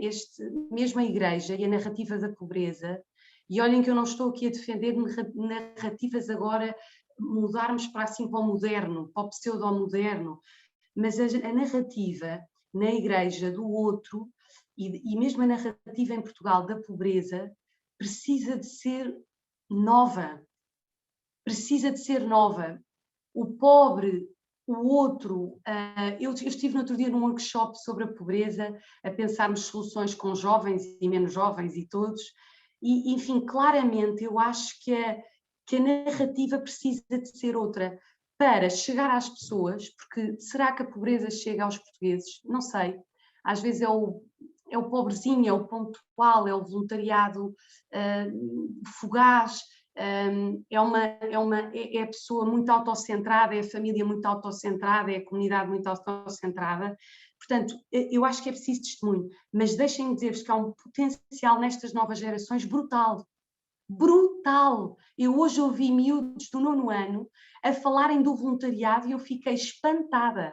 Já tinham feito, alguns ainda não tinham experimentado, mas já diziam, isto deixa-me feliz, é bom para mim e eu sei que é bom para o outro, mas também me deixa feliz. Que bom! Olhem este interesse de que falava a Rita Valadas, que haja interesses bons para o bem comum. Portanto, e a geração dos 20, dos 30, dizer-vos, olhem, empreendedores, jovens em empresas, nos quais eu me incluo, gente que vive inspirada por transformar o mundo. Quer dizer, tem que haver esperança. Tem que haver esperança. Tiraram-me o som, deve ser um sinal, tem que terminar, mas só para dizer, tem que haver esperança, porque estas gerações já nasceram em crise e ainda assim vivem com vontade de transformar o mundo em que vivem. E são alguns dos mais capacitados, dos mais capazes, dos mais formados, dos que tiveram mais acesso e têm essa responsabilidade. Portanto, eu acho que o desafio é grande de mobilização, mas há muitíssima esperança nestas gerações mais jovens. Muito obrigada, Rita. E passo agora a palavra ao professor Carlos Farinha Rodrigues. Bom, muito obrigado. Eu, quando acabou a primeira ronda com os oradores, tinha pensado fazer uma reflexão sobre alguns aspectos que me parecem importantes, mas a riqueza das questões que me colocaram leva-me a desviar um pouco disso. Eu vou primeiro tentar responder a algumas questões que o Eugênio e que o Zé Leitão me colocaram e depois fazer essa reflexão geral.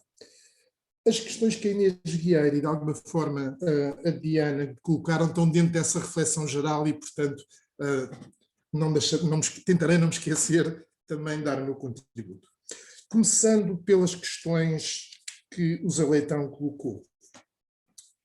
É evidente que nós temos que repensar as nossas políticas, nomeadamente as políticas sociais, e temos que as pensar em torno da valorização da dignidade da pessoa humana, em torno da dignidade do trabalho, e os caminhos para o fazer são muito claros, na minha opinião. É claramente aumentar a sua abrangência e, acima de tudo, nós temos que fazer uma mudança de paradigma, que é deixarmos de ter como bússola da nossa atividade a minoração das situações de pobreza, para termos políticas que permitam retirar as pessoas da situação de pobreza. Este, para mim, é o aspecto essencial. E isso tem muito a ver, por exemplo, com políticas como o RSI. Hoje ninguém deixa de ser pobre por estar no RSI. O valor do RSI corresponde a 40% a 50% do limiar de pobreza. O que nós temos que pensar é num horizonte relativamente definido, termos políticas que tirem de forma sustentada as pessoas da pobreza. E esse é o aspecto essencial do que tem que ser a renovação das políticas económicas e das políticas sociais. Por outro lado, cada vez mais, na minha opinião, o combate à pobreza não é exclusivamente transferência de recursos para as famílias pobres. Também é. Mas é cada vez mais garantir a sua inclusão, garantir que elas são pessoas de pleno direito em termos de integração social. A pobreza, nós temos há muito que um conjunto de pessoas, eu, o Eugénio, mas muitos outros, temos defendido que a pobreza é uma violação dos direitos humanos. Mas atenção, não é exclusivamente uma violação dos direitos dos pobres, é uma violação do direito de todos nós, enquanto membros de uma sociedade que queremos que ela seja justa. O Eugénio referiu uma expressão interessante, que é: o que é que a gente vai fazer com o tecido social? Eu perguntava o que é que vamos fazer com a necessidade de coesão social. E aí a imagem que me vem à cabeça é, muitas vezes, olhando para o passado, a imagem do Penélope de Ulisses, ou seja, nós construímos durante o dia para desfazer durante a noite. O que é preciso é construir ao contrário de Penélope, construir coisas que fiquem, que permaneçam, que garantam a coesão social. Uma segunda questão, ainda em relação a uma questão que foi colocada e que se prende mais com as questões do Zé Leitão, que é o seguinte: eu falei, e estou profundamente convencido, que nós temos tido nos últimos anos um enfraquecimento das nossas políticas sociais, uma diminuição da sua capacidade, da sua eficácia e da sua eficiência. Mas é bom sermos justos e pensar que esta crise também veio demonstrar que, se houver vontade política, é possível termos soluções novas, criativas, para resolver os problemas novos que se apresentam. Eu penso que esta crise também nos mostrou isso, que se houver vontade política, nós conseguimos encontrar soluções novas. O Eugénio colocou uma questão extremamente interessante, que é a questão das metas do Pilar Europeu dos Direitos Sociais. É evidente que o combate à pobreza, à exclusão social e a construção de uma sociedade mais justa, dificilmente, cada vez de forma mais difícil, se faz exclusivamente no âmbito de cada um dos países. A globalização trouxe-nos, no fundo, esta interação entre as várias pessoas. Eu acho que o pilar dos direitos sociais, e nomeadamente esta reunião que houve agora no Porto, foi extremamente importante no recolocar na agenda política as questões dos direitos sociais. Agora, não deixo de vos transmitir a minha opinião, que me sabe um pouco a pouco. E sabe-me a pouco porquê? Porque nós continuamos a ter uma subalternização das questões sociais nas questões da economia. Nós, quando falamos nas metas para o déficit, nós, quando falamos nas metas para a taxa de inflação, elas são imperativas. Como nós sabemos por experiência própria, quem não as cumprir é penalizado. As metas sociais são como que indicativas, ficam à boa vontade dos vários países. Claramente, as metas que foram propostas nesta conferência, nomeadamente as da pobreza, na educação não é bem assim, na formação não é bem assim, mas nomeadamente na pobreza, são claramente metas muito pouco ousadas. A minha esperança, já que isso é remetido para os vários países, é que Portugal tenha a ousadia de querer ir mais longe do que aquilo que ficou definido na Cimeira do Porto. Passando à minha reflexão geral, que eu gostaria de fazer, eu acho que há aqui um consenso muito grande sobre a necessidade da mudança. Todas as intervenções claramente se perfilam com perspectivas às vezes diferentes, com caminhos já percorridos diferentes, mas nesta necessidade de mudança. O problema é o que é que essa mudança deve ser e quem devem ser os protagonistas da mudança. A questão dos protagonistas da mudança apareceu aqui de forma muito vincada e talvez com o delinear de vários caminhos.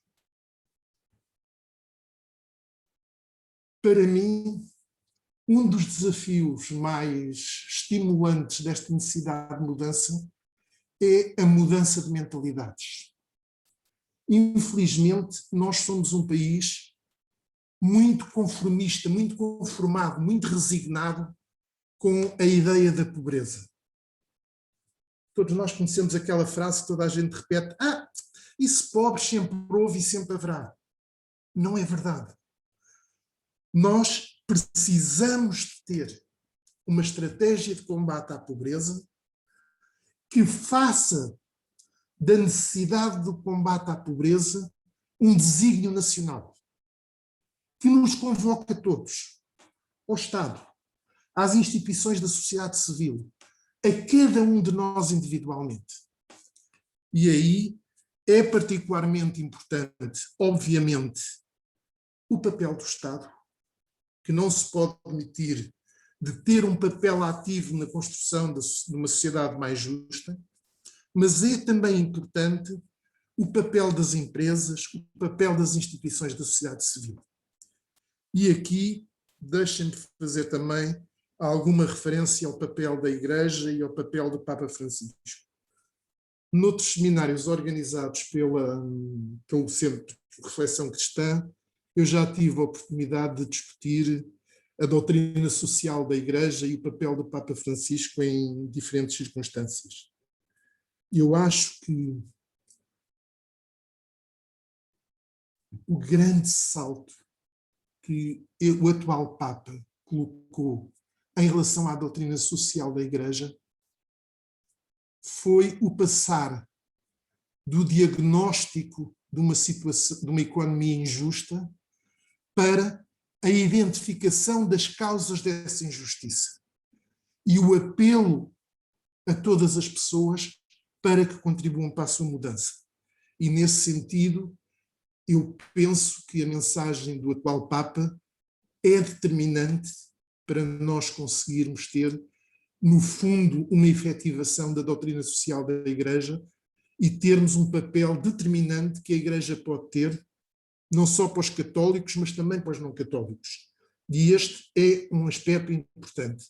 É o apelo do Papa Francisco, é, em grande medida, um apelo de espectro largo que desafia a todos, independentemente da sua filiação religiosa, a pugnar por uma sociedade mais justa. É um desafio que não é fácil, que encontra muitos obstáculos, inclusivamente, como todos nós sabemos, dentro da própria Igreja Católica. Agora, é um desafio altamente estimulante e eu acho que, pelo menos do que me diz respeito, eu sinto-me perfeitamente identificado com a mensagem do Papa Francisco de pugnar por uma economia que seja uma economia vista de uma forma global, como uma forma de defendermos a causa comum e, no fundo, defendermos aquilo que é o espaço que nós hoje habitamos e que os nossos filhos vão de habitar no futuro. E, portanto, isso parece-me um aspecto particularmente relevante. Quanto ao papel dos jovens, eu penso que o papel dos jovens é decisivo. Acho que é decisivo por vários aspectos. Primeiro, porque os jovens hoje são dos setores mais afetados pela forma de funcionamento da economia. Nós hoje, quando olhamos para as questões da pobreza, há formas de precariedade novas que se colocam na transição do sistema de ensino para o mercado de trabalho que afetam de forma extremamente dura os jovens. Eu não iria tão longe como dizer é necessário que os jovens liderem o processo. Não, os jovens devem co-liderar com todas as outras pessoas um processo de transformação que nos diz respeito a todos, independentemente da nossa idade. Claro que há um espírito que só se tem na juventude, um espírito de arriscar, um espírito de inovação, que aí pode ter um papel essencial. Mas um dos riscos que se pode correr, e eu penso que não é essa de certeza a ideia do Papa Francisco, é a de colocar gerações contra gerações. Os jovens são fundamentais, conjuntamente com todas as pessoas de boa vontade, para transformar este mundo. Para terminar, e penso que não me esqueci de nenhuma das questões que me foram colocadas, eu não queria deixar de terminar esta minha pequena reflexão dizendo que, apesar de tudo, eu sou um otimista. Eu acredito que nós somos capazes de mudar, acredito que somos capazes de viver num mundo sem pobreza e acho que, nesta fase final deste seminário, nada melhor que pegar numa frase que eu acho que diz muito, a frase que deu origem a estas conferências de maio, renovar a esperança para lá da pandemia. Este é um desafio que todos nós temos que fazer. Renovar a esperança, acreditando que ela é transformadora. Muito obrigado. Muito obrigada. Penso que encerramos com chave de ouro. Eu agradeço muito a presença de todos. Estamos há precisamente 2 horas em ponto, portanto, falta 1 minuto para as 20 horas. Tem sido um debate muito intenso, tenho a certeza que será muito profícuo para o nosso dia-a-dia, para o pequeno contributo que cada um pretende dar, porque de facto, por muito pouco que cada um de nós faça, a soma desse pouco transforma-se num trabalho coletivo muito grande e penso que é por isso que todos nós estamos aqui e que temos participado nestas conferências e, portanto, eu agradecia a presença mais uma vez de todos, muito em particular aos nossos convidados e convidava-vos a estarem connosco na sessão da próxima semana, que visa precisamente responder à crise da política e onde eu estou em crer que vamos encontrar muitas das respostas para muitas das questões que foram colocadas hoje, porque a resposta à crise económica e social também depende muito da resposta à crise política que nós enfrentamos e é importante falarmos nela e procurarmos encontrar solução para ela. Portanto, aguardo-vos de hoje a 1 semana. Muito obrigada. Obrigada, boa tarde a todos.